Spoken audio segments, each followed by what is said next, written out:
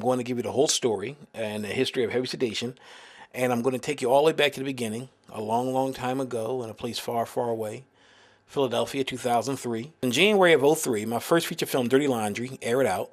Movie about one night in an all-night laundromat. It came out nationwide in blockbusters. Dirty Laundry is a story within itself. I'm not going to get into the whole story here, but it took 5 years of my life to make Dirty Laundry. It took a year to shoot it, a year in post-production, another year and a half on the film festival circuit, and then a year trying to get a distribution deal. It took a long time. It took 5 very hard years. So 2004 rolls around, and I hadn't done anything creative on my own since Dirty Laundry, since the shooting of Dirty Laundry anyway. Because Dirty Laundry was shot between November of '97 to October of '98, and all the time after that, leading up to 2004, I was just pretty much in a business mode, and I wasn't getting, doing anything creative and all that time. When '04 came around, I just really had a need and a desire to just do something creative. And I was in the process of, writing my next feature film, but I just said, let's just do something. I just want to do something. I got the idea for Forget Tomorrow, got on the phone and just called a bunch of friends and said, hey, I got an idea. I want to shoot a short film next Sunday.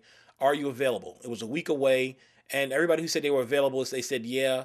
I said, okay, well, I'm gonna write a part for you. And I wrote the script in 2 days, emailed the script out to everybody who said they wanted to be in it. The very next Sunday, we got together and we shot it. And, it was really a fun time. We had a good time. It cost a grand total of $168 to do. We laughed all day. We enjoyed each other's company. And it was just a fun thing to do. The blessing for that whole situation was because that's the way that it came about, that's the way the series grew. It grew from that very fun camaraderie type of experience. And I think that's one of the things that make Heavy Sedation so successful, that people draw to it, is because we have so much fun doing it that it really does show through in the production. So I gave Forget Tomorrow to WYBE, which is an independent public television station in Philadelphia. They put it on and it aired through '04 into '05, and it became very popular. And the popularity of Forget Tomorrow brought about a conversation to where I was offered an opportunity to do a series of short films with the television station, because they were really looking for programming. So I was interested in doing it, but I was really focused on trying to get my next feature film done. So we were in pre-production for the next feature, and everything was falling apart. Financing being the number one issue for 95% of most independent filmmakers. Things were just really falling apart, and it wasn't going well in pre-production.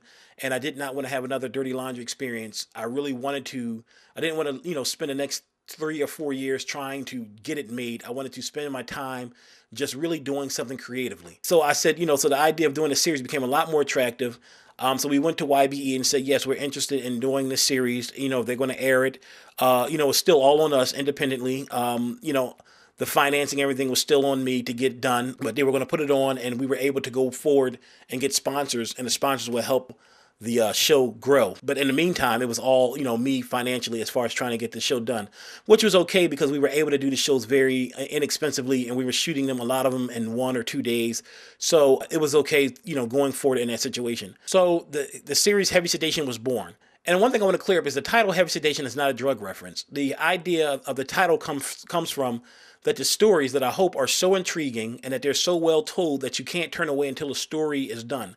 That's why the opening is what it is, why I look so heavily sedated by the TV. I want you to be heavily sedated by the TV in the story, not a drug reference. So the show went on in November of '06. By April of '07, it did so well that we got picked up nationally by NETA, that NETA was interested in about airing the show nationally, so we put the show out nationally. NETA said they hoped that we could get at least 10 stations nationwide to air the show. Very much a blessing. To this date, we have 48 stations to air the show across the country. And as the word of mouth of the show spreads, and as it does well at other stations across the country, like in San Francisco and Atlanta, and those program directors say, oh, Heavy Sedation is doing really well for us, then again, it gets picked up by other stations. So the whole life of Heavy Sedation has always been grassroots. It has earned everything that it's gotten to this point. There hasn't been like a big bang of something happening. Everything that has happened with the show has always been earned by the success of the show, from where it goes to where it goes. I never had a desire for quote unquote being famous, or quote unquote walking red carpets, or just all kind of stuff that a lot of people are in this business for. I really do this because I just truly enjoy being a filmmaker. The show exists because of you guys, the people right now who are watching this, who bought the DVD, who buy T-shirts, who send in donations. Because the show is still very much independently produced. We do not make a dime from any of the TV stations that air the show. We don't make any money from we have a few sponsors that do provide us with some money, but it's more in-kind services. But the heart of the show, the reason why the show exists and why it has continued to exist, is because of the viewers and the fans, the people who really have taken to my very weird and crazy stories and have appreciated them and said, I want to see more of this. What I need to do to help support the show.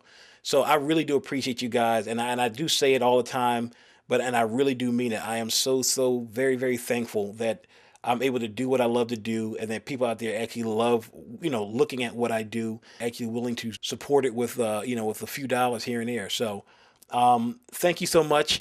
Peace. Much love to you.